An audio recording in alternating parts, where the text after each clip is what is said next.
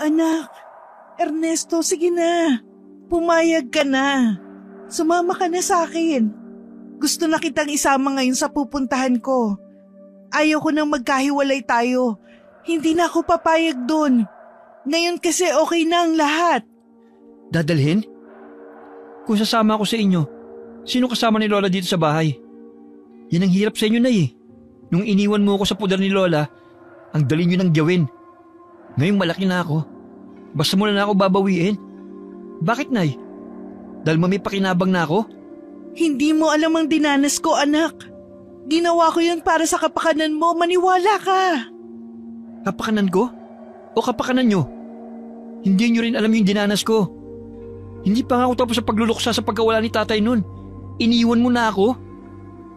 Hindi mo alam yung gabi na kailangan ko ng kalinga ng isang ina. Gigising ako sa umaga na nagbabaka sakali na paglabas ko sa kwarto, makikita kitang naghahanda sa kusina. Hindi mo alam yung pakiramdam na yun, Nay. Anak, alam ko. Alam kong mahirap ang dinanas mo, naiintindihan kita. Pero sana patawarin mo ko kung nang ibang bansa agad ako. Para lahat yun sa'yo, anak. Ngayong nandito na ako, magsasama na tayo uli. Hindi, Nay. Hindi ako sasama sa inyo. 10 taon kang nawala ng walang paramdam. Tapos ngayon bigla kang susulpot na parang isang kabuti. Tapos sasabihin mo nandito ka na para magsama na tayo muli. Nahibag na ba kayo? O sadyang epekto ng pagsama mo sa kano? Anak, makinig ka. Kailangan kong umalis noon kahit hindi pa maayos ang lahat. Alam mo naman siguro na hindi kami okay ng Lola Lucita mo. At higit sa lahat, hindi ako sumama sa kano. Ang sakripisyong ginawa ko, para sa'yo lahat yun. Para sa akin? Talaga ba? Ang tagal mong nawala tapos ganyan lang ang paliwanag mo? Maaalis ba niya ng mga natanim na hinanakit ko? Mawawala bang sama ng loob ko? Matatanggal ba sa isip ko na iniwan mo ako? Pagbabalik pa sa dating lahat? Hindi, Nay. Hindi na yun magbabago. At hindi ko rin alam kung mawawala pa ang sama ng loob ko sa inyo. Basta ang alam ko lang ngayon, mas masakit kasi dumating ka na. Kukunin mo ako na parang walang nangyari. Parang nag-iwan ka lang ng damit na hinubad. Tapos nung malinis na at nakasampay, kukunin mo para isuot uli. Hindi mo nga naiisip yung maiiwan ko rito eh. Paano si Lola? Dahil lang sa nararamdaman mo sa kanya, baliwala sa'yo ang lahat kapag naiwan siya mag-isa? Ako, yung nararamdaman ko, paano na? Wala lang? Tapos sasabihin mong para sa akin ang lahat ng desisyon mo? Hindi, Nay. Para lang sa'yo lahat yan. Nasampal ako ni Nanay noong hindi niya nagustuhan ng mga sinabi ko. Nakita ko rin sa reaksyon ng mukha niya na hindi niya yon sinasadya. Bigla kasi siyang nagsisi sa nagawa niya. Pinunasan niya ang luha na bigla na lamang pumatak matapos niya akong masampal. Pagkatapos ay hinawakan ako sa magkabilang pisngi. Nakita kong kumalat na ang eyeliner na inilagay niya sa kanyang mata. Maging ang foundation niya ay may luha ng gumuhit doon. Yumuko siya habang nakahawak pa rin ang 2 kamay sa pisngi ko. At doon ibinuhos ang matinding pag-iyak. Wala akong balak na sumagot o gumawa ng anumang aksyon. Pero ang totoo, sobrang miss na miss ko na si Nanay. Gusto ko siyang yakapin ng mahigpit na mahigpit. Pero mas nangibabaw sa akin ang galit. Ewan ko ba, isa ito sa problema ko, ang pagkakaroon ng mataas na pride. O sige, kung hindi ka sasama sa akin, hindi na kita pipilitin. Pero sana wag mong hayaang lamunin ka ng galit, anak. Ramdam ko ang bigat ng kalooban niya nang talikuran ako. Pagkatapos nun ay marahan siyang naglakad palayo sa akin. Pagkatalikod niya sa akin, hindi ko na napigilang tumulo ang mga luha ko. Umalis ako ng bahay nang hindi nagpapaalam sa kanila. Nagsimula akong maglakad papunta sa school dahil papasok ako noong araw na yon. Dahil sa pagkalutang habang naglalakad, hindi ko napansin na nakarating na pala ako sa may eskwelahan. Nagulat pa nga ako nang biglang may sumiko sa akin. Pagtingin ko, si Kaloy pala. Mabuti na lamang at malakas makahawa ang good vibes ng kaibigan kong yon. Yung tipong ang lungkot-lungkot mo. Pero kapag siya ang kausap mo, ay nawawala lahat yon. Nakakalimutan mong may pinagdadaanan ka pala. Alam mo, Tol, maganda sana yung si Danica eh. Kaso ano? Ang bira ka naman. Pabiting ka talaga eh. May nakapagsabi kasi sa akin na aswang daw yung lola niya. Ano? Tarantado ka talaga. Saan mo naman narinig yan? Masama yan ha. Huwag kang gagawa ng kwento, Kaloy. Totoo nga, Tol. Nung isang araw, yung may meeting ng mga parents dito sa school, narinig ko yung pinag-uusapan nila eh. Yung lola daw ni Danica, aswang daw yun. At ang matindi pa nun, sobrang tanda na raw ng lola niya. Pero hanggang ngayon, di pa rin daw namamatay. Baka puro gulay kasing kinakain kaya hanggang ngayon buhay na buhay pa rin. Ikaw talaga, napaka-chismoso mo. Tumigil ka na nga, Kaloy. Mamaya niyan eh, marinig pa tayo ni Danica at masabihan na sinisiraan natin siya. Pero Tol, ikaw, naniniwala ka ba sa mga aswang? Hindi. Pero sa chismoso, oo. Tara na nga, pumasok na tayo. Puro ka aswang eh. Napakamot na nga lang ng ulo si Kaloy. Ang kaibigan kong ito ang madalas nakasama ko sa lahat ng bagay. Mapakalokohan man yan o magandang gawain. Lagi kami magkasama. Grade 12 kami noong pumutok ang usap-usapan tungkol sa kaklase naming si Danica. Pinaghihinalaan na aswang ang kanyang lola Armanda. Pero hindi ako naniniwala roon. Dahil hindi ko naman nakitang nahati ang katawan doon o nagpahid ng langis o di kaya lumilipad. Kaya wala ako sa posisyon para husgahan sila. Kaloy? Hoy, Kaloy. Tawag ka ni Danica. Kung saan-saan na naman napapadpad yung isip mo eh. Mukha kang bangag dyan sa kinauupuan mo ah. Huh? Ano yun, Danica? Ito si Kaloy parang abnoy. Ba't ka namumutla? Nakita mo lang si Danica sa harap mo eh. Para ka nakakita ng aswang. Ikaw pala Danica. Anong kailangan mo? Ito pala yung hiniram ko last time na ballpen mo. Ibinabalik ko na. Maraming salamat, Kaloy ah. Ha? Ayos lang yan, Danica. Bakit sinuli mo pa? Ballpen lang naman yan eh. Siyempre kasi hiniram ko. Sige, Kaloy. Salamat ulit. Aalis na ako ah. Oh, wala na, Kaloy. Umalis na. Mag-relax ka na. Umalis na si Danica oh. Bumalik na sa upuan niya. Para kang bisugong isda na malapit na maging bilasa. Ang putla mo, Chong. Ay, iwan ko ba? Hindi ko alam kung saan ako kinakabahan eh. Dahil ba sa crush ko siya o dahil sa chismis na aswang yung lola niya? Tulungan mo naman ako, Tol. Ikaw talaga, Kaloy. Masyado kang nervyoso. Pero kapag umakit sa bakod ng eskwelahan, di ka naman kinakabahan. Aswang lang ang lola niya. Pero ikaw, mukhang in love ka. Anong laban ng aswang sa in love? Sabagay, may punto ka, Tol. Saka, lola niya lang naman ang aswang eh. Hindi naman siya yung gusto ko kundi yung apo niyang si Danica. Ubod talaga ng matatakotin si Kaloy.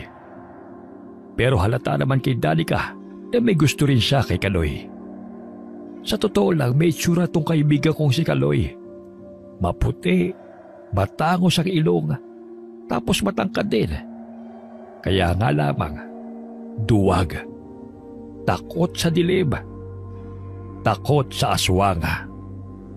Linggo noon, nasa balkonahay ako habang pinapanood si Lola na nagsusulsi ng isang kamiseta ko. Nakaupo siya sa kanyang tumba-tumba. Ang aking lola ay isang veteranang mananahi sa lugar namin. Namulat na kasi siya sa buhay pananahi dahil ang kanyang mga magulang ay may maliit na patahian noon. Kaso nalugi lang daw ito nung mag-umpisa na ang digmaan dito sa Pilipinas noong World War II. May ilang makinarya naman si Lolang ginagamit sa pagtatahi. Pero ngayong araw ay mas pinili niya magtahi gamit lamang ang mga kamay niya. Yun kasi ang libangan ni Lola tuwing linggo. Para sa kanya, isa yung ehersisyo. At isa pa, upang hindi rin mawala ang kaalaman niya sa tradisyonal na pananahi. Pero bukod doon, may isa pang talento si Lola na mas kinabibiliban ko.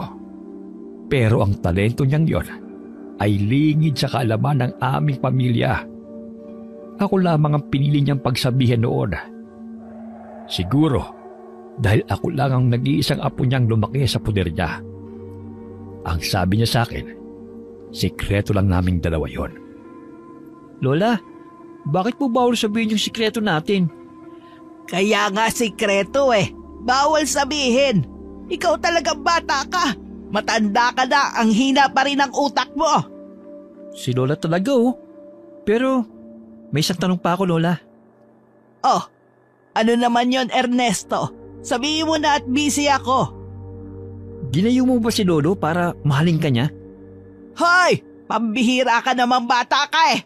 Hinaan mo lang yung boses mo. Baka may makarinig ng sekreto natin. Ay, pasensya na po kayo, Lola. Napalakas yata yung boses ko. Pero, seryoso po, Lola. Ginamitan mo ba siya nun? O sige, sasagutin ko na yan para sa ganun eh. Tumahimik ka ng bata ka. Hindi ko ginamitan ng lolo mo. Oh, nasagot ko na yung tanong mo kaya umalis ka na. Wag mo na akong istorbohin dito. Doon ka na. Maghanap ka na mapaglilibangan mo. Totoo, Lola. So, ang ibig niyong sabihin, talagang tunay na pag-ibig ang dahilan kaya naging kayo ni Lolo? At nabusi tatay at mga kapatid niya? Oo na. Ikaw talagang bata ka. Ubod ka talaga ng kulit. Ikaw nga'y umalis na sa harap ko at hindi ko matapos-tapos tong ginagawa ko. Umalis na ako sa harapan ni Lola at baka ang bibig ko pa ang matahi niya. Gayuma po ang sinasabi kong isa pang talento ni Lola. Ang sabi niya marami daw dating bumibili sa kanya ng gayuma. Pero kalaunan ay itinigil din niya ito. Dahil malaking kasalanan daw ito sa itaas. Magulo daw ang buhay niya noon. Dahil kaliwat kanan daw ang pumupunta sa kanya para bumili ng langis na panggayuma. Itinigil niya ito nung may kasal na siya kay Lolo. At naniniwala naman ako sa sinabing yon ni Lola na hindi niya ginamitan ng gayuma si Lolo. Sa totoo lang ay maganda si Lola. May lahi kasing Kastila. Kaya naman hindi na kailangang panggayumahin ni Lola para magustuhan siya ni Lolo. Pero gusto ko talagang makakita ng mga ginagayuma. Kaya lagi kong kinukulit si Lola. Ay, boring naman dito. Makapagpaalam nga muna kay Lola. Ano kayang ginagawa ni Kaloy ngayon? Puntahan ko nga sa bahay nila yung mukong na yun. Katatapos ko pa lamang magpaalam kay Lola at lalabas na sana ako ng bahay nang makita ko naman si Kaloy na paparating. Saan punta mo, Tol? Ba't bihis ka? Pambira naman, Kaloy oh. Pupuntahan sana kita sa inyo eh. Kaso ikaw naman ang pumunta rito sa bahay namin. Oh, ano kasi, Tol eh? Ano? Sabihin mo, para kang timang dyan eh. Pwede bang samahan mo kay na Danica? Bakit? Seryoso ka? Ano naman ang gagawin natin dun? Ikaw niligawan mo ba si Danica? Pero, support kita dyan, Tol. Sira ulo, hindi no. Gusto ko lang sana pumasyal sa kanila, tapos makita siya. Wah, gano'n na rin yun. Parang naniligaw ko na rin sa lagay na yan. Isipin mo pupunta ka sa bahay ng babae, tapos gusto mo lang siya makita? Walang maniniwala sa'yo na hindi ka maniligaw, Tol. Wala no. Basta samahan mo ako, Tol. Miss ko na si Danica eh. Yan! Pero pag nandyan na siya sa harapan mo, para kang pagong na nakatago sa bahay mo. Tsaka magkikita naman kayo bukas sa school. Hindi ko na mahintay ang bukas eh. Sige na, tara na! At dahil naaawa ko kay Kaloy, kaya't sinamahan ko na siya. Nababagot din naman ako sa bahay namin, kaya gusto ko rin maglibang-libang. 3 barangay lang naman ang layo ng bahay nila sa bahay namin. Pagkarating namin doon, ay sarado ang bakod ng bahay ni Danica. Paano yan, Tol? Sarado? Malas naman Sandali, sisilipin ko nga. Baka natutulog lang. Hapon eh. Tulog pa ba sila niyan? Baka may pinuntahan. Tignan mo, nakalak yung gate. Anong ginagawa niyo dyan? Ay, aswang! Ikaw pala, Danica. Saan ka galing? Sabay pa nga kami ni Kaloy na nagulat nang dumating si Danica. Napatawa naman si Danica nang malaman na nagulat kami sa pagdating niya. May bit-bit siyang 2 plastic at puno ang laman nito. Ano bang ginagawa niyong dalawa sa bahay namin? Naliligaw ba kayo? Si Kaloy kasi niyaya ako. Gusto ka lang niya napadaan lang kami. Itong si Ernesto kasi niyaya ako na pumunta diyan sa kabilang barangay para manguha ng mangga. Pauwi na rin naman kami kaya napadaan kami sa bahay ninyo, Danica. Sige. Ba't wala naman kayong dalang mangga? Ang totoo niyan, Danica, hindi lang pinunta... Ang ibig sabihin ni Ernesto ay hindi kami nakakuha kasi maraming langgam yung puno Tapos nawawala raw yung panungkit nila. Sige, Danica, uwi na kami. Pambira ka naman, Kaloy. Ang tumahimik ka na kasi, tol. Uuwi na kayo? Total, wala naman kayong nakuhang mangga. Baka gusto niyong pumasok sa bahay. Magluluto kasi ako ng pancake Gusto niyong matikman? Yun pancake. Masarap yan. Ano na, Kaloy? Pasok daw tayo Ipagluluto tayo ng pancake ni Danica Tara na. Pasok na kayo. Wala na ngang nagawa si Kaloy kahit ano pa ang dahilan niya sa amin. Hinila ko na siya papasok sa loob ng bahay ni Danica. Hindi umubra ang pagpigil-pigil niya nang sumunod na ako kay Danica. Ewan ko nga ba sa kanya? Bakit biglang naging napakatorpe niya pagdating kay Danica? Samantalang napakakapal naman talaga ng pagmumukha niya. Umupo muna kayo. Pagpasensyahan niyo na Medyo magulo ang bahay. Sa lagay na to, magulo pa to? Mukha ngang walang kakalat-kalat Ayos ka lang ba, Kaloy? Bakit hindi ka dyan nagsasalita? May problema ba? Huwag mo nang isipin to si Kaloy, Danica. Sadyang tahimik lang talaga to pag nasa ibang bahay. Lumiliit kasi yung bayag Sira ulo ko talaga, tol. Kayong dalawa talaga. Puro kayo kalokohan. Sige, maiwan ko muna kayo at magluluto lang ako ng pancake sa kusina.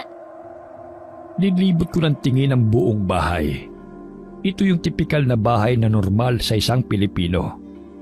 Yung may isang TV, may isang set ng upuan, tapos may sofa.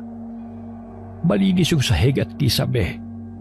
Pati yung kurtina sa bintana, maayos din ang pagkakalagay.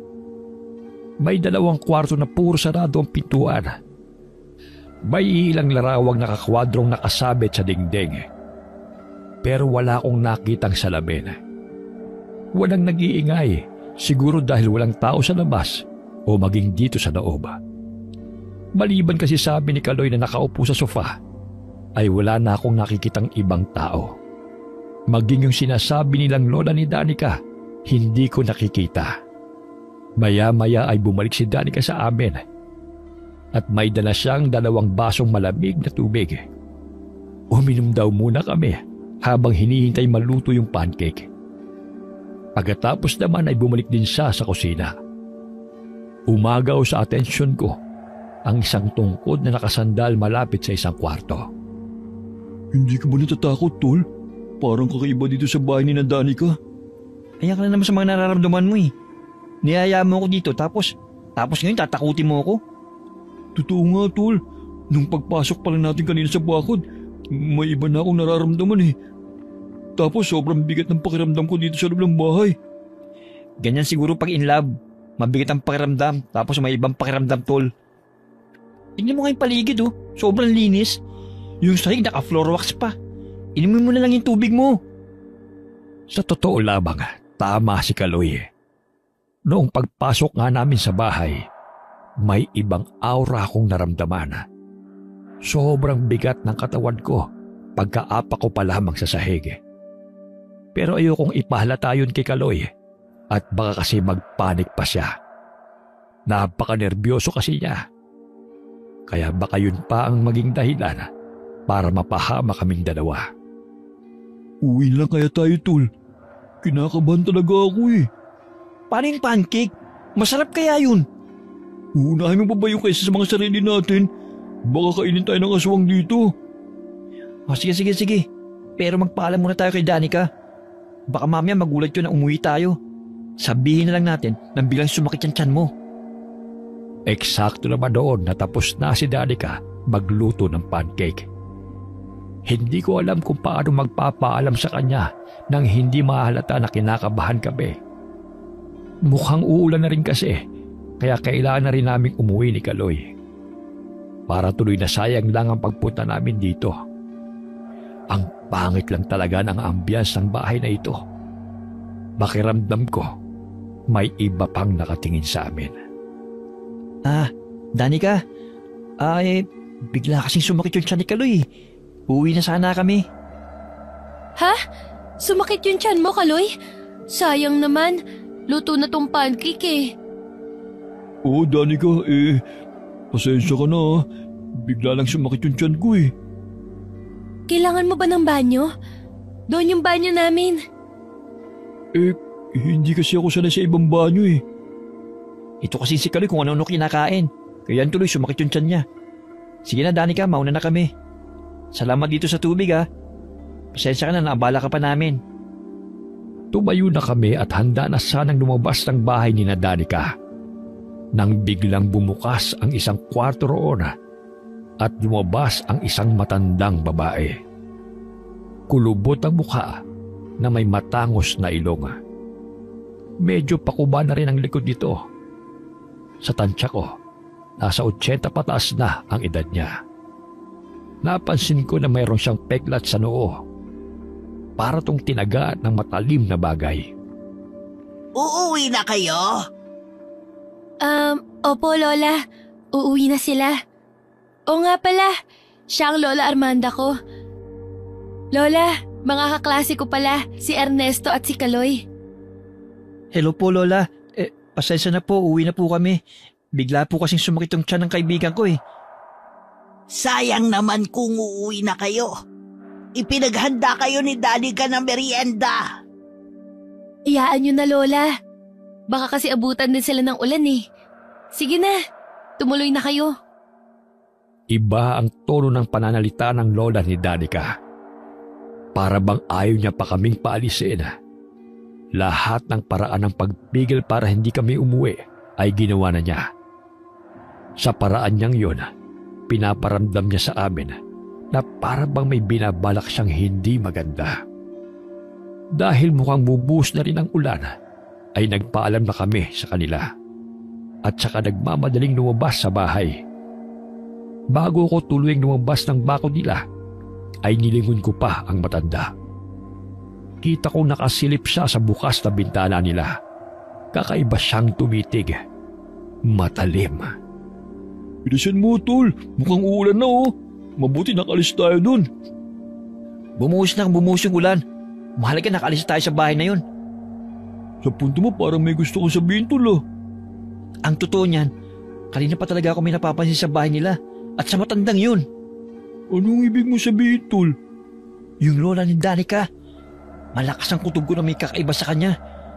Bago pa tayo nakapasok sa bahay nila kanina, mabigat na talaga yung pakiramdam ko sa paligid eh. Di ba sabi ko nga sa'yo?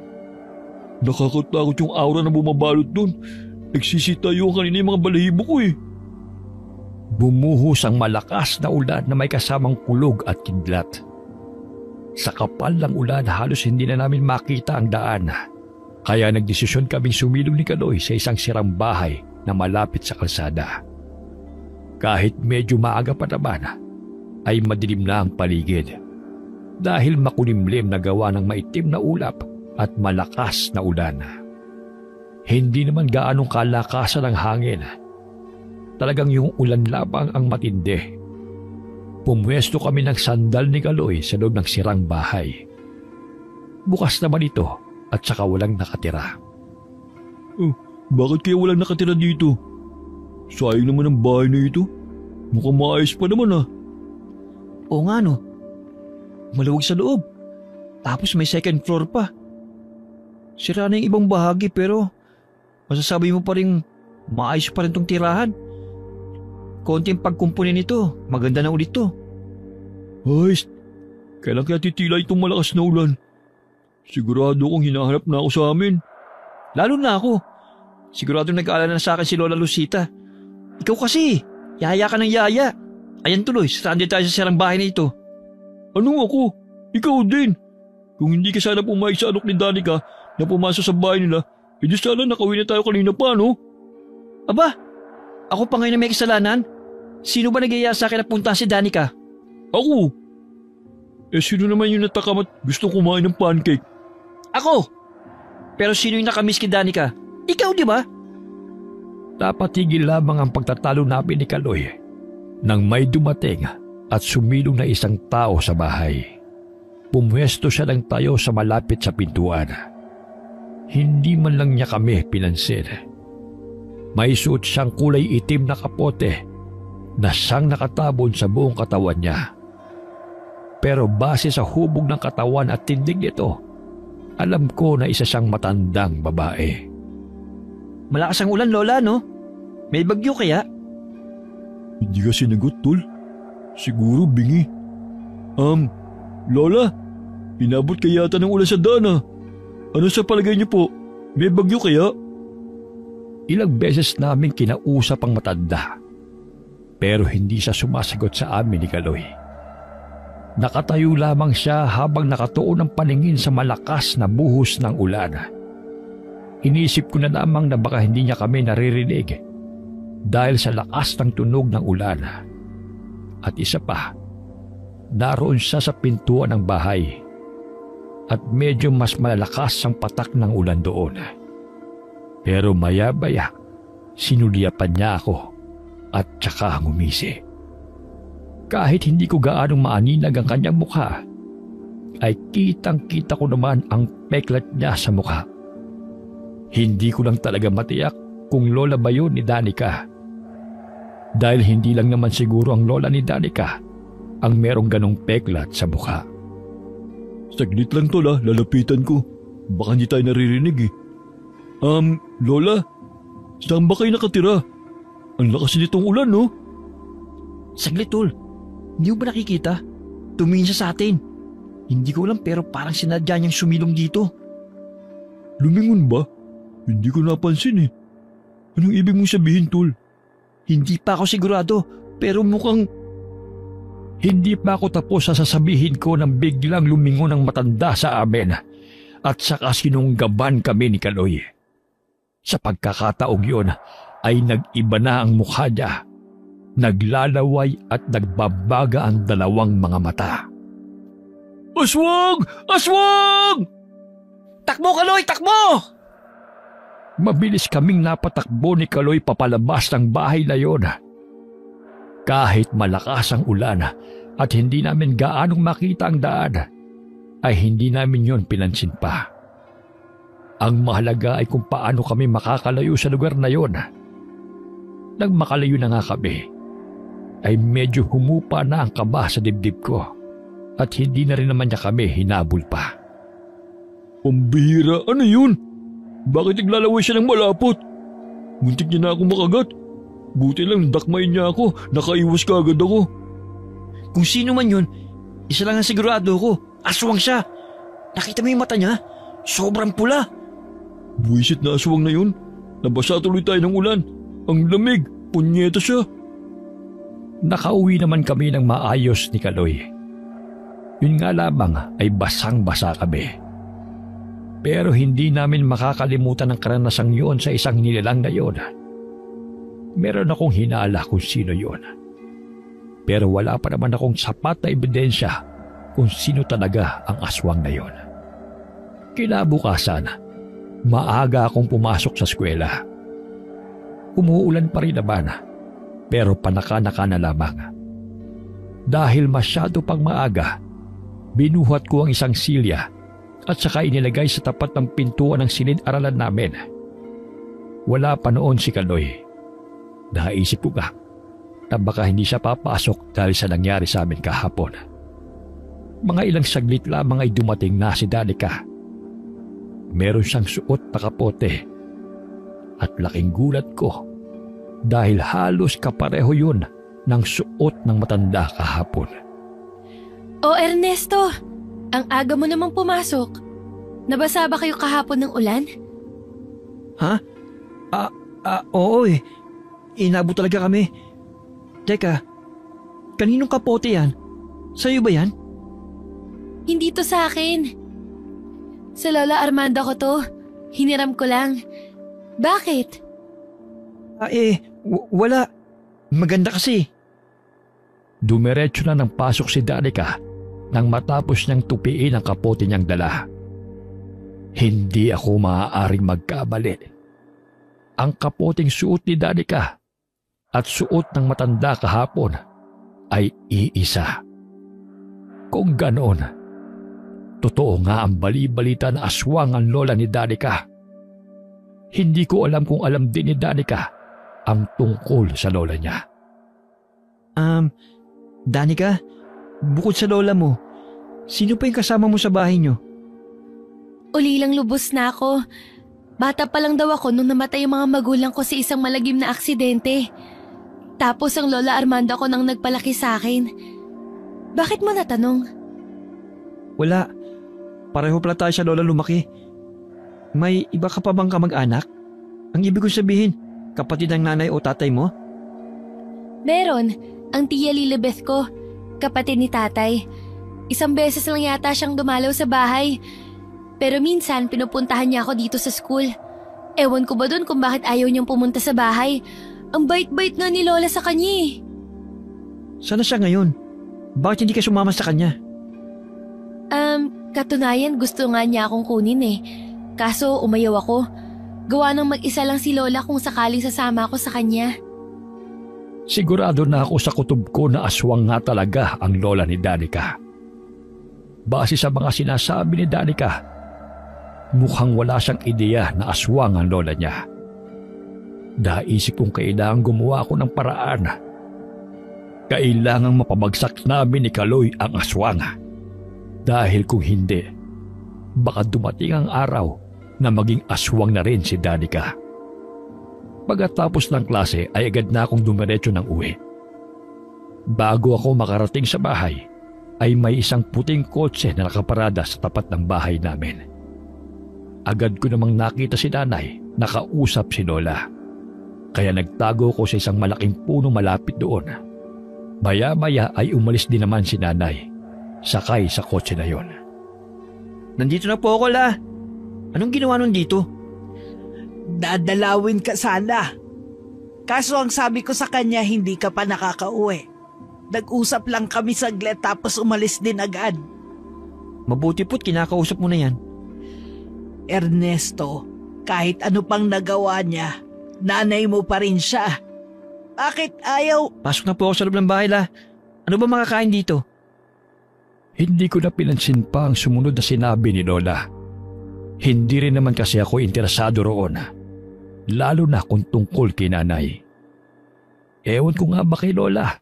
Biglang nag-iba ang ihip ng hangin. Dati naman ay galit siya dyan kay nanay eh. Pero bigla na lang siyang bumait. Dumaan ang ilang araw. Nagkaroon kami noon ng parents meeting sa school. Kinakabahan kami noon ni Kaloy. Dahil tiyak na makikita namin ang lola ni Danica. Kaloy! Ernesto! Nandyan na ba mga parents nyo? Yung baby mo, tinatawag tayo. Kasama na siguro yung lola niya. Kinakabahan ako, tol. Papalapit noon si Danica sa amin. Malayo pa lamang ay tinatawag na niya kami. Hindi naman namin nakita yung lola niya na kasama niya. Pero malakas ang kutob ko na merong mangyayaring hindi maganda. Nasa gym ng school ang meeting ng lahat. Ang ilang parents ay nagsisidatingin na rin naman. Unti-unti na rin napupuno ang gym. Naaliw ako nang may makita akong isang nanay na may dalang aso. Dahil mukhang may lahi yun. Nakatali naman yun. Pero tingin ko sa aso, parang gusto niyang makawala mula sa taling yun. Para kasing gusto niyang tumakbo-takbo sa paligid. Ikaw pala, Danica. Saan yung lola mo? Siya bang aattend sa'yo? Oo, siya nga. Wala namang ibang aattend maliban kay Lola Armanda. Ganun ba? Nasaan siya ngayon? Ba't hindi mo kasama? Actually, nandito na siya eh. Hindi niyo ba nakita? Baka nag-ikot-ikot lang o di kaya ay nagbanyo. Sa inyo ba? Sinong a-attend? Sa akin yung papa ko a-attend. Ewan ko rito kay Ernesto kung sinong a-attend sa kanya. Hoy, Ernesto, kinakausap ka namin. Kung saan ka na naman nakatingin eh. Ha? Ano ba kasi pinag-uusapan nyo? Pasensya na, nakakaliw kasi yung aso eh. Ang cute, kasing cute ni Kaloy. Tarantado ka, puro kakalokohan. Mukhang aso ba ako? Ba't hindi ba? Kayong dalawa talaga. Sige, maiwan ko muna kayo. Hanapin ko lang si Lola. Mukhang nag-uumpisa na kasi eh. Mga ilang saglit pa ay dumating na rin naman ang papa ni Kaloy, maging si Lola. Hilatid lang namin sila sa jeep, tapos bumalik na kami ni Kaloy sa room. Wala na rin namang klase dahil sa meeting na ginaganap. Yung ibang mga estudyante nga ay nagsiuwian na. Ang iilan naman ay nanatili sa school. Mga ilang minuto pa, nagpasya kami ni Kaloy na mag-ikot-ikot sa buong paaralan. Kanina pa naman nag-umpisa ang meeting, kaya maya-maya lamang ay matatapos na rin yon. Ano bang ginagawa natin dito sa likod ng school, Tol? Bakit niyaya mo ako rito? Parang naiiba kasi ako eh. May banyo dyan na minsan lang nagagamit eh. Gagamitin ko muna. Diyan ka lang sa labas ha. Look out ka. Tarantado. May banyo naman doon sa room ha. Ba't dito ka pa? Hindi kasi ako makakapag-concentrate kung may mga boses akong naririnig. Kaya sige na. Look out ka dyan ha. May mga sirang gamit na itinambak sa tabi ng pinuntahan naming banyo. Mga silyang sira, lamesa, pisara, bakal, at kung ano-ano pang mga sirang gamit ng school.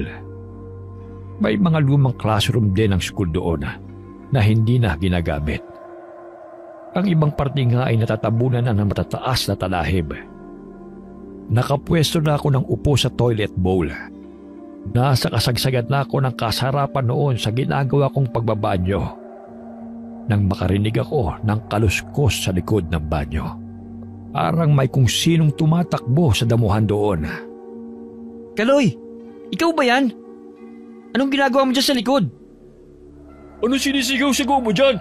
Nandito lang ako, sira ulo! Ha? Sino nandidinig ko dito sa likod? Baka guni-guni mo lang yan, Tol!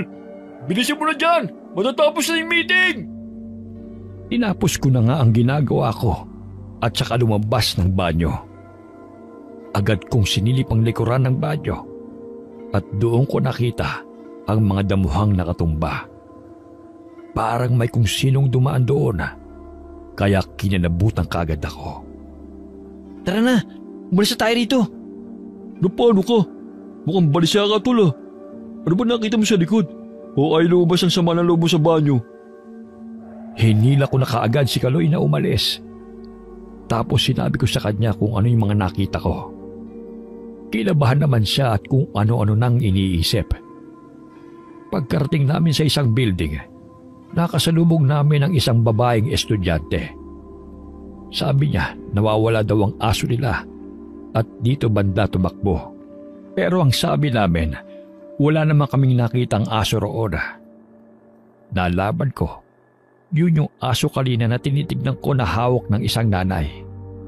Bumalik na rin lang ang babaeng estudyante matapos naming sabihan.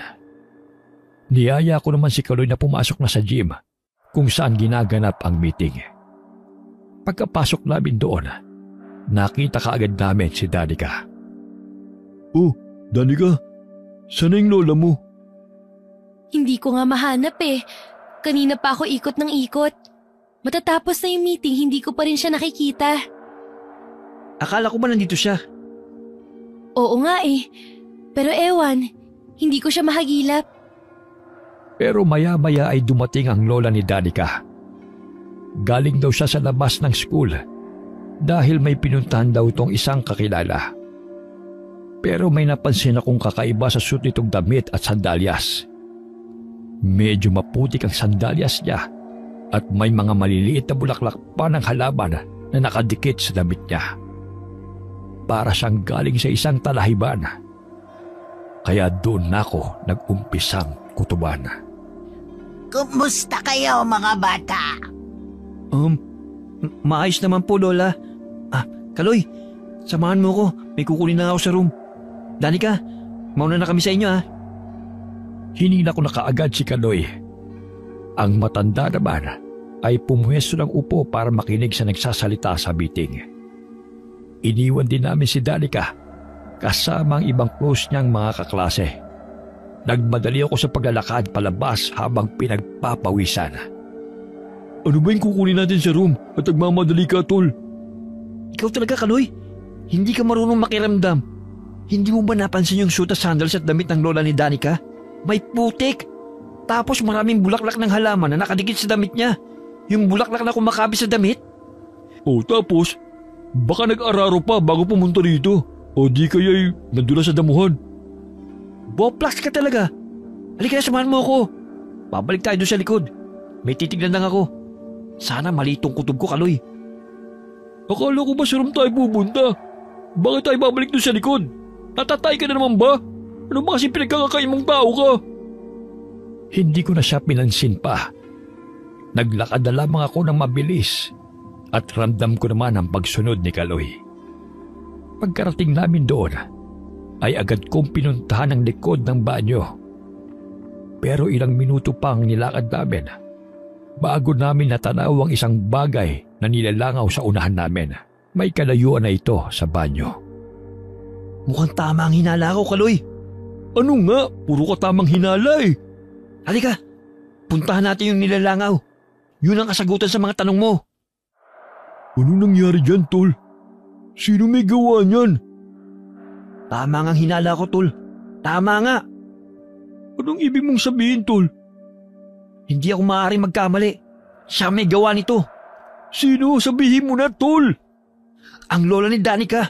Siya may gawa nito. Nang puntahan namin yun ni Kaloy, bumungad sa amin ang nilalangaw na katawan ng isang aso.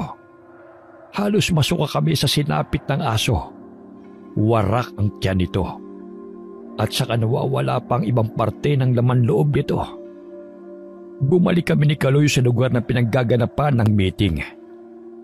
Sakto naman noon ay tapos na ang meeting. Palabas na mga parents sa gym. Pinaalam din namin sa may-ari ng aso na nakita namin ang alaga nila sa likod ng eskwelahan sa damuhan. Umiyak ang may-ari nang makitang nangyari sa kanilang aso. Ang paniniwala nila, malaking bayawak ang gumawa noon sa aso nila.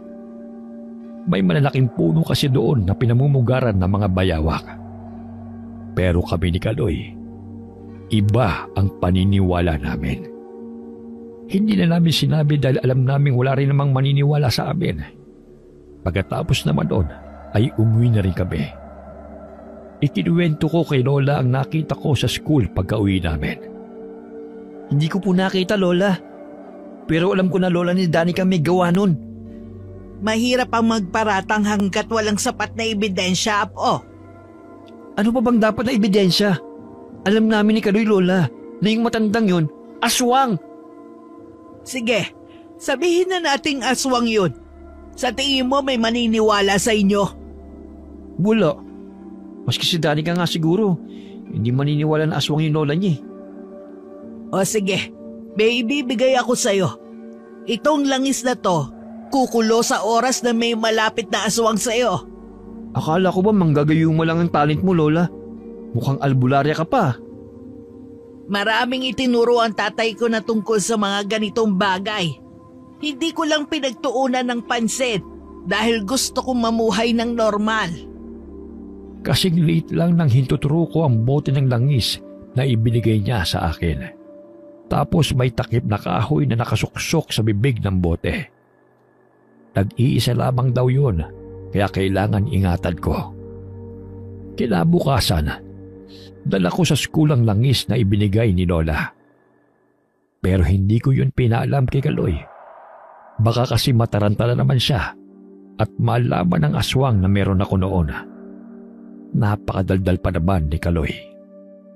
Grabe talaga yung nangyari kahapon, Tol, no? Wala tayong magagawa, Kaloy. Walang maniniwala sa atin. Hayop talaga yung lola ni Danica. Ay, hindi pala hayop. Aswang pala. tumahimik ka na. Nandyan na si Danica oh. Oh, Ernesto, Kaloy. Sa susunod na linggo, birthday ko na. Gusto ko nandun kayo. Ayoko na wala kayo sa 18th birthday ko. Ha? Saan ba yung gaganapin? Sa bahay. 8:00 ng gabi gaganapin. Pili lang yung mga bisita. Kasi mas gusto ko na parang private lang siya. Ah, sa bahay niyo gaganapin? Ay, siguro sasakit yung tiyan ko sa araw na yan. Si Kaloy na lang. Siya na lang aaten, Danica. Si Raulo. Noong mga nakaraang araw, madalas na sumasakit yung ulo ko eh. Baka sa araw na yan, hindi maganda yung pakiramdam ko. Ipagbalot mo na lang kaya kami, Danica. Sumimangot sabay bumuntong hininga si Danica sa harap namin. Umalis siya nakalaylayang 2 balikat. Kaya nagkatinginan kami ni Kaloy. Ano nangyari dun? Bakit biglang nag-walk out? Sa palagay mo, malamang nagtampo yun sa atin. Tumayo na kaming 2 ni Kaloy sa kinauupuan namin at saka sinundan si Danica. Sinabihan namin siyang nagbibiro lang naman kami at aattend kami sa birthday niya. Kayong dalawa talaga. Puro kasi kayo kalokohan eh. Sa karawan ko na yun, may sinasabi si Lola na isasali niya sa akin. Kasi 18 years old na daw ako. Pero ewan ko kung ano yun eh. Ha? Isasalin sa'yo ng lola mo? Naku, Danica, mag-ingat ka sa mga salin-salin na yan. Napatahimik tuloy ako sa sinabing yun ni Danica. Dahil ang alam ko lang na sinasali ng mga aswang sa kanilang pamilya ay ang bato ng kanilang pagkaaswang. Nililipat nila ito sa isang kamag-anak nila upang sila na magtuloy ng kanilang naumpisahan. At doon na namamatay ang nagpasa ng bato. Natatandaan ko kasi na sinabi yun sa akin ng lola ko. Kaloy, halika nga muna. May pupuntahan lang tayo. Saan na naman tayo pupunta? Huwag mo sabihin na ieba ka na naman. Kahapon pa yan Uminom ka na kaya ng 10 paracetamol. Sira, di naman masakit yung tiyan ko eh. At isa pa, hindi para sa sakit ng tiyan ng paracetamol. Sumama ka na nga lang sa akin. Dami mong sinasabi. Inakbayan ko nga noon si Kaloy papuntang kantin.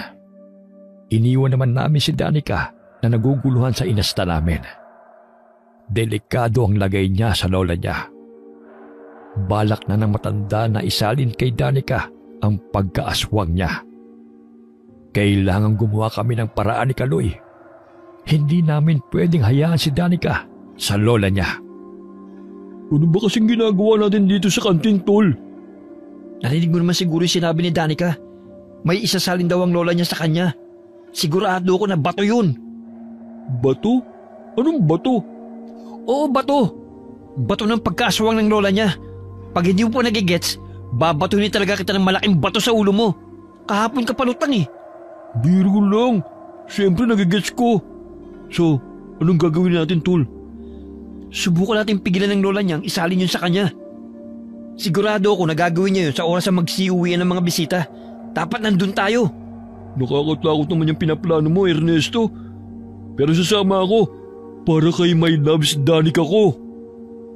Nag-isip ako ng plano. Pero alam kong hindi madali itong gagawin ko. Pagkatapos ng klase, umuwi na rin kagad ako.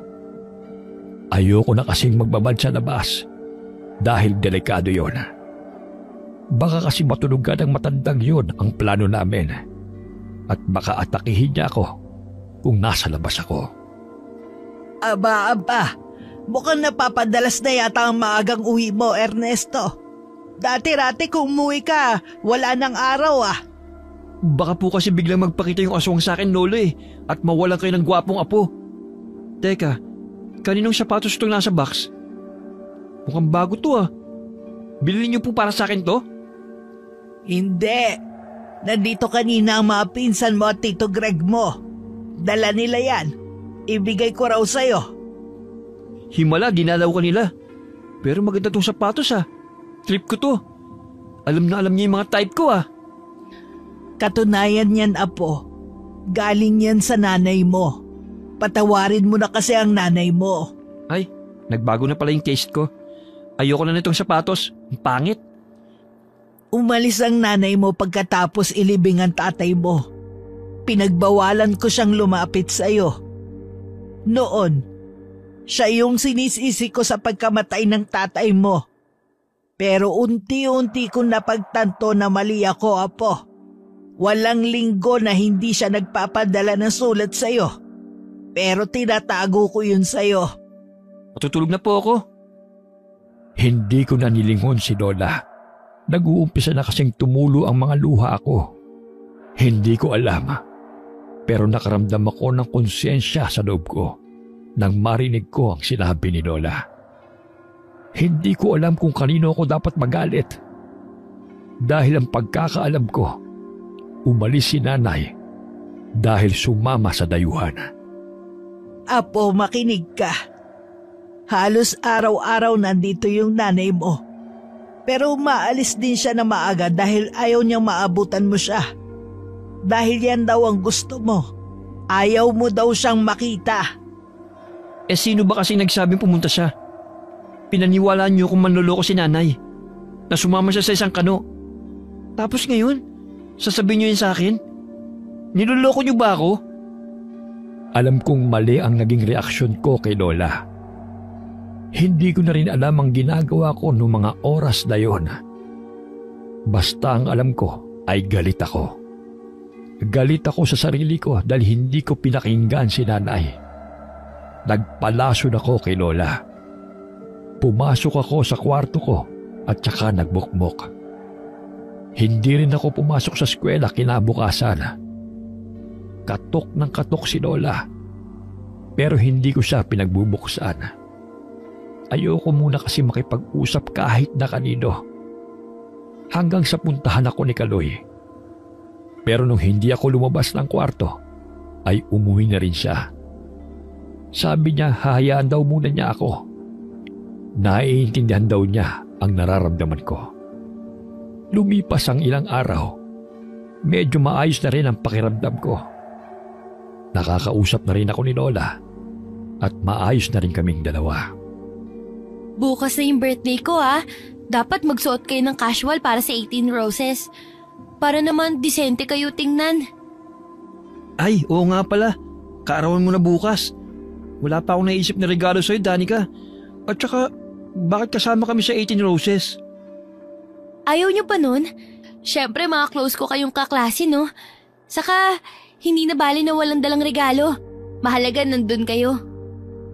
Oh, ako meron na akong regalo sa'yo, Danica. Pero secret na muna. Aba, itong si Kaloy may pasiklet-sikleto pa.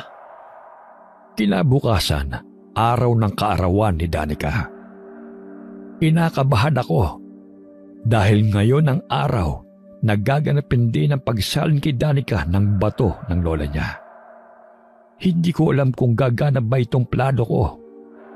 Pero bahala na. Alas 7 ng gabi nang kami dumating ni Kaloy sa bahay ni Danica. Kakaunti lamang ang dumalo. Yung mga kilala lamang at malalapit na kamag-anak ni Danica ang nandoon. Sobrang simple lamang ng birthday celebration niya. Yung mga nakasama sa 18th Roses, isinayaw lang si Danica. Nagulat na lamang si Kaloy na siya pala yung last dance ni Danica. Ibig sabihin doon, special si Kaloy kay Danica. Pero ewan ko ba kay Kaloy? Dahil napakatorpe niya. Kanina pa namin hindi nakikita ang lola ni Danica. Simula kasi nang dumating kami, hindi ko malang siya nakita. Hindi na naman maganda ang kutob ko. Pero alam kong nasa paligid lamang siya dahil yung dala kong langis sa bote ay kumukulo. Patunay na may aswang na malapit sa akin. Kain lang kayo ng kain, Ernesto, Kaloy. Pasensya na ha, medyo busy lang. Dumating kasi yung ibang kamag-anak ko. Pero mamaya konti, uuwi na rin silang lahat. Kaya aasikasuhin ko muna sila. Ayos lang kami dito, Danica. Sige lang, unahin mo muna sila. Hoy, Kaloy, ayos ka lang ba? Ang totoo niyan, tol, hindi. Kanina pa ako kinakabahan. Ano nang gagawin nating plano? Meron na akong plano, pero hindi ko alam kung gagana ba ito. Ano ba yan, Tol? Siguraduhin mo, baka tayo maging aswang yan, ha? Tumahimik ka nga. Nag-iisip na nga ako ng paraan eh. Kainin mo na lang yung lumpia sa plato mo. Lumipas pa ang ilang oras. Unti-unti na rin nagsisiuwian ang mga bisita. Noong kami nalabag, ay nagpaalam na rin kami kay Danica. Pero ang balak namin ni Kaloy, hindi talaga kami uuwi. Sa labas lang kami magtatago at magmamasid. Palabas na sana kami. Pero biglang dumating ang lola ni Danica. Halos mangatog ang dalawang tuhod ko sa takot. Maging si Kaloy ay parang naging isang rebulto dahil nanigas na siya sa kinatatayuan niya. Uuwi na ba kayo mga iho? Mabuti pa, gumagabi na rin kasi. Opo. Opo, Lola. Uuwi na sila. Saka magpapahinga na rin tayo. Nga pala, ano ba yung sinabi mong isasalin mo sa akin, Lola? Mamayang hating gabi. Masyado kasi itong kontrobersyal, Apo. O siya, pumasok na tayo. Tapos na yung party. Uuwi na sila, hindi ba? Opo. Uuwi na po kami. Salamat po. Salamat, Danica. Salamat, Danica. Mauna na kami.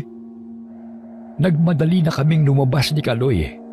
Kakaiba itong nangyayari. Dati halos ayaw kaming pauwiin ng matanda. Pero ngayon, halos ipagtabuyan niya kami. Ibig sabihin lamang nun, may gagawin siya na ayaw niyang maistorbo. Lumayo lang kami ng kaunti sa bahay nila. Nagtago lang kami at hinintay ang oras. Narinig mo yun, Tol? May isasalin nga siya kay Danica mamayang hating gabi. Oo, narinig ko. Kaya maganda ka. Ilang oras na lang, sasapit ng 12:00. Ano nga palang gagawin natin? Di maghihintay hanggang sumapit ang hating gabi. Tapos papasukin natin ang bahay nila. Tapos? Tapos, ipapainom ko sa kanya tong tubig na binigay sa akin ni Lola. Bakit naman tubig? Pambira ka naman, Ernesto. Papasok tayo tapos papainumin lang natin siya ng dalamong tubig. Patay tayo dyan. Hindi to basta-basta tubig lang, Kaloy. Gayuma to na ibinigay ni Lola sa akin. Ang tubig na to ay may orasyon niya. At may halong dagta ng halamang kakaiba. Gayuma? Teka lang, Tol. Hindi mo naman kagad sinabi sa akin na may gusto ka pala sa matandang yun. Loko! Hindi to para sa matanda. Para to kay Danica. Huh? Kay Danica ka may gusto? Ang bira naman, Tol. Sinasabi ko na nga ba na may gusto ka rin kay Danica eh. Alam mo, konti lang mababatukan na kita eh.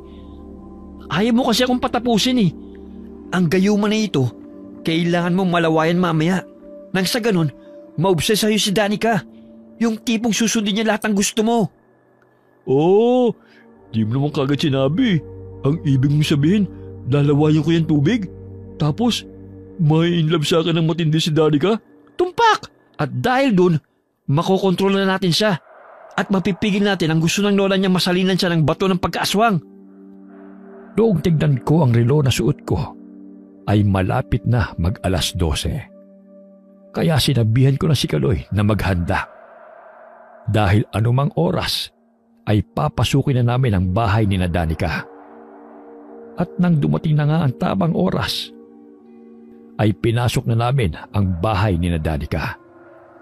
Kinatok namin ang bahay nila at saka nagpanggap na may naiwan. Kaya bumalik kami ni Kaloy. Pinagbuksan naman kami ni Danica. Oh, Ernesto, Kaloy, ba't kayo bumalik? Ito kasi si Kaloy eh. Iniwan yung jacket niya, kaya binalikan namin. Makakalimutin na talaga ako, Danica. Pwede bang pumasok kami ulit? Napagod kasi kami ni Ernesto eh. Baka may malamig kang tubig dyan. Meron. Sandali, ikukuha ko kayo sa kusina. Umupo na muna kayo dyan. Nang umalis si Danica, nagpaalam rin si Kaloy sa akin na iihi lamang saglit sa labas. Kanina pa raw kasi siya naiihi. Naisip ko, siguro dahil sa sobrang kaba. Pero nakabalik na si Danica, wala pa rin si Kaloy. Si Kaloy? Lumabas, umihi lang, Danica. Ito yung tubig. Baka gusto niyo pang kumain. May mga natira pa dyan. Lumabas May hinahanda lang. Sabi niya babalik siya agad. Hindi ko magawa-gawa ang binabala ko dahil wala pa si Kaloy. Kailangan ko ng laway niya para ilagay sa tubig ng gayuma. Sinilip-silip ko siya pero hindi ko siya makita sa labas. Ito na sana ang tamang oras dahil wala ang lola ni Danica. Hindi ko na ito magagawa mamaya kapag dumating na ang matanda. Kaya wala na akong nagawa kundi ang mapilitang lawayan na lamang ang tubig na dala ko at ilagay sa isang baso. Danica, favor naman Pwede bang makisuyo? Gusto ko sana ng lumpia Meron pa bang natira? Oo naman. Sandali ikukuha ko kayo ni Kaloy. Sige, salamat Danica Pasensya na sa abala Sa pag-alis ni Danica ay doon ko na isinakatuparan ang plano ko. Nilawayan ko ang dala kong tubig sa malit na lagayan nitong bote. Pagkatapos ay isinalin ko yun sa isang baso sa may lagay ng tubig. Bahala nang magalit sa akin si Kaloy kung sa akin ma-inlove itong baby loves niya. Ito Ernesto, dinamihan ko na yan. Para yung sobra, iuwi nyo ni Kaloy. Nga pala, saan na ba si Kaloy? Yun nga ang isa sa kinababahala ko Baka biglang umuwi. Pero hayaan na muna natin siya. Sama mo kaya akong kumain. Uminom ko ng tubig. Si Kaloy talaga nang iiwan. Sa bagay, hindi ko pa natitikman tong lumpia Saka di pa ako makain mula kanina. Titikman ko nga to. Nababahala na talaga ako kay Kaloy. Iba na ang kutob ko sa mga nangyayari sa mga oras na yon. Pero hindi ko pwedeng iwan si Danica hanggat hindi niya iniinom itong tubig. Pero sa tingin ko, malapit niya nang inumin yon dahil dumampot siya ng lumpia at saka sinubo. Teka, may panulak pa ditong soft drinks Sandali Ernesto, kukuha lang ako. Wag na Danica. Masama kasi yung soft drinks sa gabi. Hindi tayo makakatulog. Ito, mag-water ka na lang from Pasig River. Ayaw mo ba?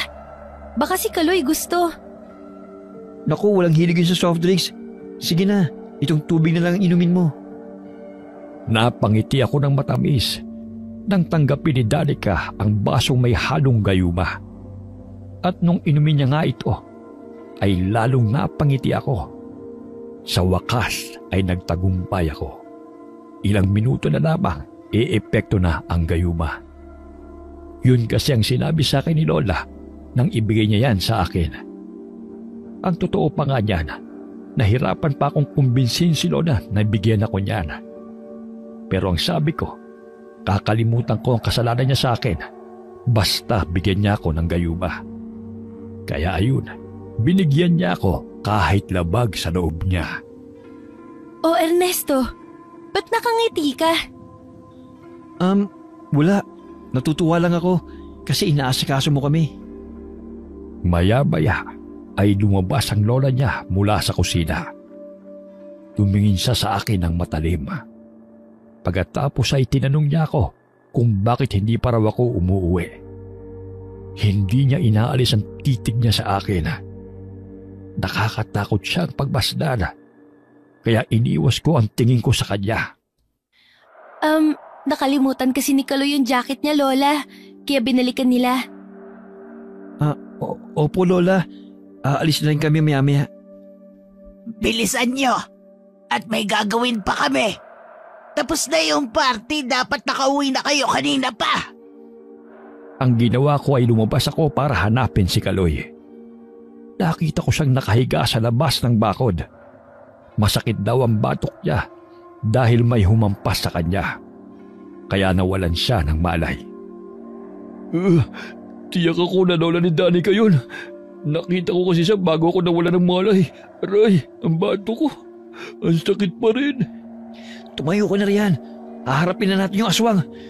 Mag-uumpisa na sila sa pagsasalin. Iligtas natin si Danica. Tumayo na nga noon si Kaloy. Tapos nagmadali kaming pumasok sa bahay ni Danica. Walang kasiguruhan kung mapipigil ba namin ang matanda. Pero gagawin namin ang lahat ng paraan para mapigil ang pagsali niya ng pagkaaswang kay Danica. Pagkapasok namin sa bahay nila, ay kaagad kong kinausap si Danica. Danica, may dapat kang malaman. Ano naman yun, Ernesto? Ang lola mong yan, isang aswang. At ang isasali niya sa'yo, ang bato ng kanyang pagkaaswang.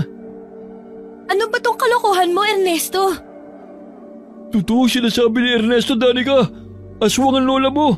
Katunayan nga ay hinataw niya ako kanina sa bato ko, kaya nawalan ako ng malay. Pati ba naman ikaw, Kaloy? Alam kong lagi kayo nagpapatawa at naglolokohan. Pero bakit pati yung lola ko dinadamay niyo sa kalokohan niyo? Hindi to kalokohan, Danica. Totoo ang sinasabi naming aswang yan. Sumagot ka, tanda! Di ba aswang ka? Kung aswang ako, bakit hindi ko ba kayo kinakain? Huwag ka na magmaang-maangan, tanda. Danica, siya din yung pumatay sa aso sa school natin nung nakaraan. Sumusobra na kayo. Hindi ko akalain na magagawa niyo to sa akin. Wala kayong sapat na ebidensya sa mga paratang niyo. Gusto pa naman kita, Kaloy. Pero ang lahat ng yun, napalitan na ng galit. Umuwi na lang kayong dalawa. Siguro narinig naman ni Joy yung sinabi ng apo ko. Maniwala ka, Danica. Aswang ang lola mo. Tol, gawin na kaya natin yung gayuma. Huwag ka mag-alala. Napainom ko na si Danica ng gayuma. Ha? Kaninong laway? Huwag mong sabihin na. Tama ka. Laway ko nga. Ano? Pampira ka naman, tol eh. Di sa'yo magkakagusto yan. Hayaan mo na. Hindi ko naman siya gusto eh. Ginawa ko lang yun dahil wala ka kanina. Pwede ba? Umalis na kayo. Magsasalita pa sana ang matanda nang biglang nahilo si Danica at kamuntikan ng matumba. Mabuti na lamang at naitukod niya ang kamay sa katabing upuan. Alam ko na yun na ang sintomas ng gayumang pinainom ko sa kanya. Ilang minuto na rin kasi ang lumipas matapos niya yung inumin. Anong nangyari, apo? Okay ka lang ba, Danica? Sa tingin ko, gumana na yung gayuma, Kaloy. Pambira ka naman, Ernesto eh. Paano yan? Sa'yo yan mainam. Dahil narindi ako sa ingay ni Kaloy, binatukan ko na siya at binulungan. Ano ka ba? Huwag kang maingay. Babalik din naman sa dati ang lahat eh. Ilang araw lang ang itatagal ng gayuma. Mawawala rin kagad yun. Dahil hindi naman panghabang buhay na gayuma yung binigay sa akin ni Lola eh. Ang mahalaga, makokontrol natin si Danica ngayong gabi. Ernesto? Ernesto! Ayun na nga ba sinasabi ko sa'yo, Tony? Kumukorting puso na ngayon yung mata ni Danica sa'yo. Apo? Apo! Anong nangyayari sa'yo? Bumalik ka dito! Niyakap nga ako ni Danica, sabay halik sa aking pisngi. Para siyang obses sa akin. Mabilis siyang hinila ng lola niya. Hinawakan ko naman si Danica sa kamay at nakipaghilahan sa matanda. Lola, ano ba? Bitiwan mo ko, mahal ko si Ernesto. Ano ba, Danica? Gumising ka nga. Anong ginawa mo sa apo ko?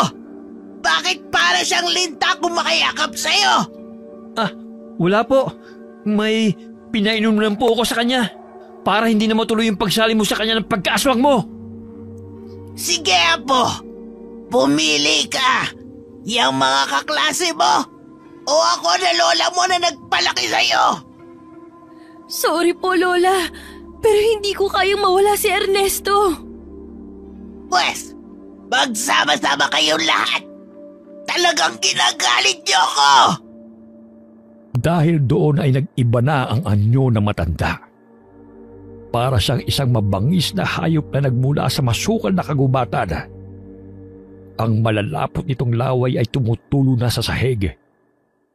Ganoon na lamang ang pagkagulat ni Danica sa kanyang nasaksihan. Kaya hinila ko na siya para makalayo sa kanyang lola. Inilabas ko siya ng bahay. Pagkatapos ay binalikan ko si Kaloy na nakatulala pa rin sa harap ng matanda dahil sa pagkabigla. Kaloy, tara na! Ha? Oo, tol! Mabilis na tumakbo si Kaloy. Pero dahil ang kupad-kupad niya ay naabutan siya ng matanda. Nagawa nitong mahawakan si Kaloy sa braso at pilit na hinihila. Sa kusina naman ako napatakbo, kaya nakakuha ako ng mga platong babasagin sa lalagyan nito. Saka pinagbabato ang aswang. Mga ilang ulit ko rin yung ginawa hanggang sa mabitiwan na nga niya si Kaloy. Agad kaming tumakbo palabas ng pintuan sa kusina hanggang sa napadpad kami sa masukal na bahagi sa likuran ng bahay ni Danica.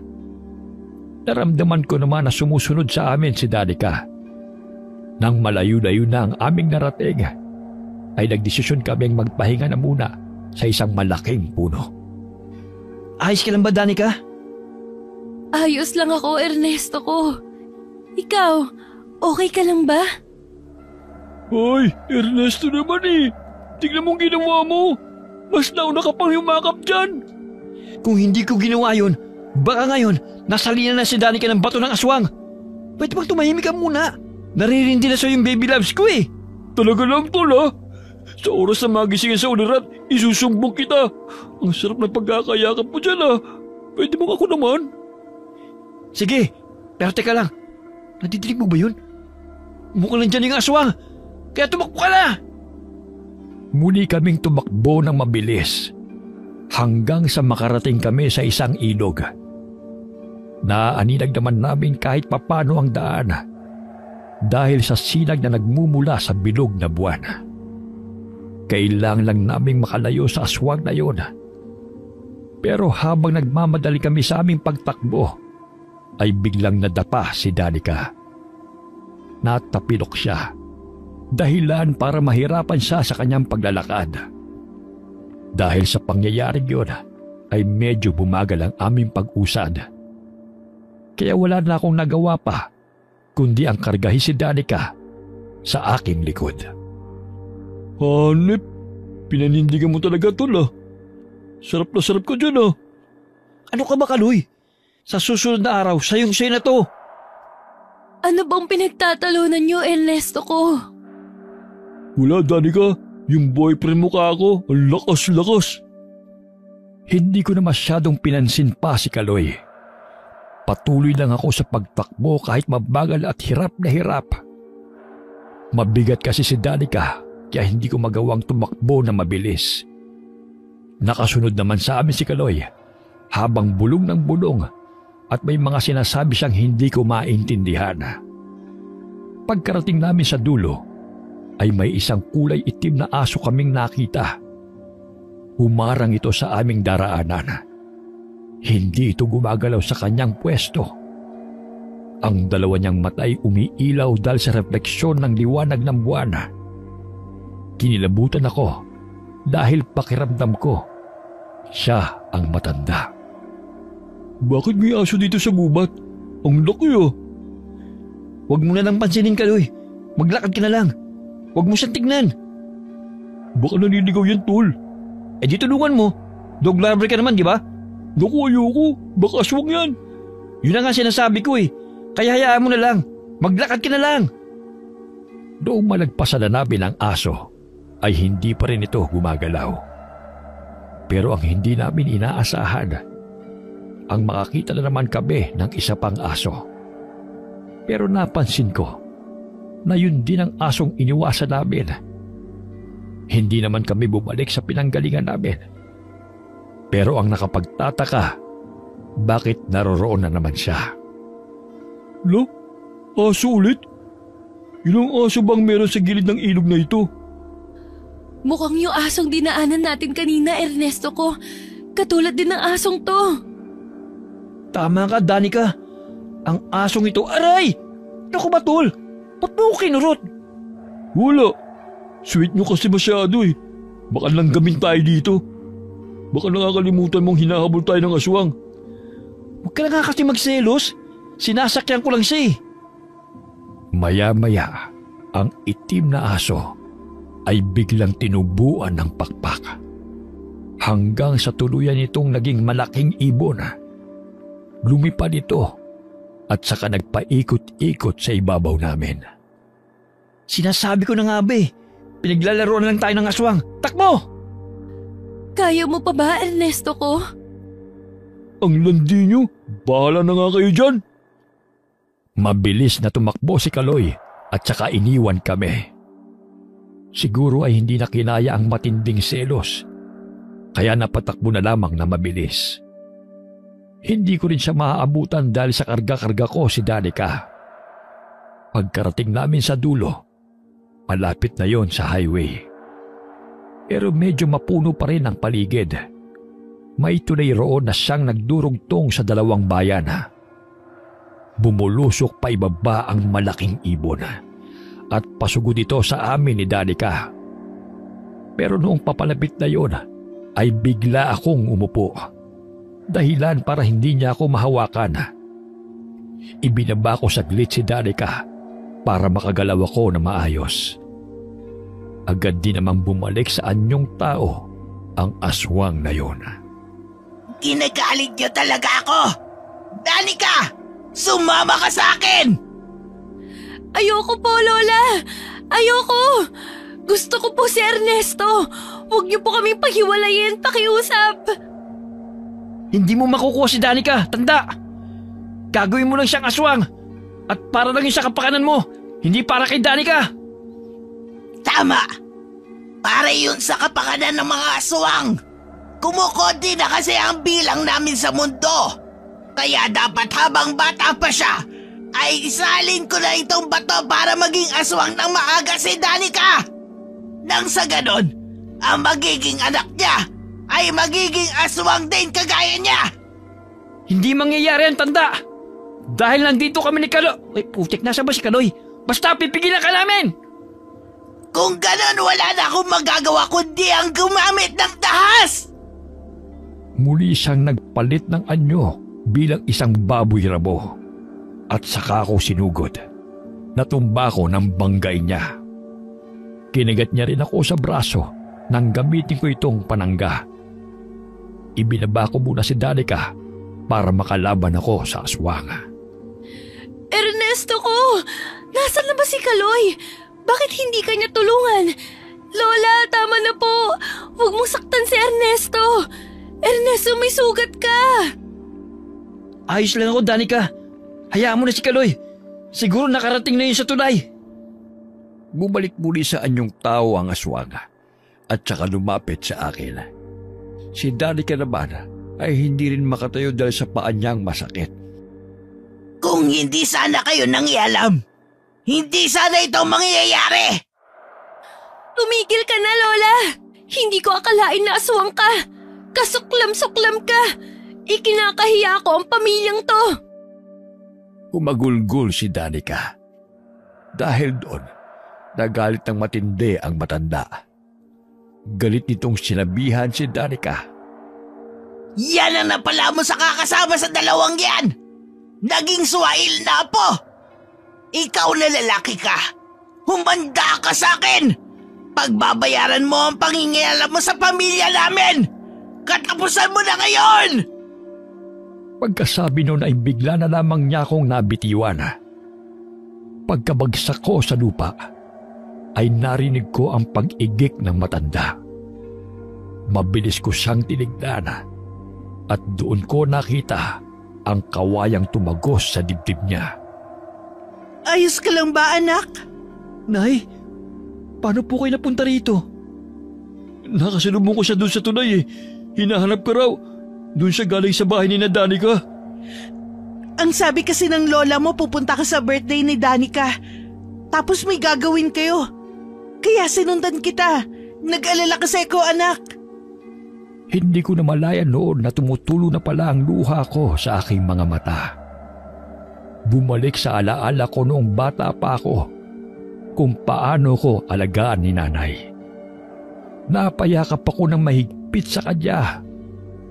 Kahit tagal ko itong hinintay na mangyari, hindi ko lamang magawa dahil sa sobrang pagkabulag sa galit at puot na nararamdaman ko noon. Kahit bali-balik rin ko pa ang mundo, nanay ko pa rin siya walang sino man ang pwedeng magbago noon. Marami akong natutunan sa kwento ko. Pero ang pinakamagandang nangyari sa buhay ko ay ang matutong magpatawad. Napatay namin ang aswang. Nung sandaling yon, nakiusap sa amin si Danica na tulungan siyang ibalik ang bangkay ng lola niya sa kanilang bahay. Nagkatinginan muna kaming tatlo. Pero dahil patay na ang lola niya, hindi naman kami natakot pa. Inulungan din namin si Danica na bigyan ng maayos na burol at libing ang lola niya. Panayang tanong kay Danica ng mga nakiramay sa burol kung ano raw ang nangyari sa matanda. Narinig ko ang sagot niya. Sinabi niyang aksidente raw itong nadulas sa gubat at tuloy-tuloy na nahulog sa matulis na kawayan. Nakiusap rin sa amin si Danica na kung maaari ay ilihim na lamang namin ang buong katotohanan. Pumayag naman kami ni Kaloy. Hindi rin naman namin maikukwento ang totoo.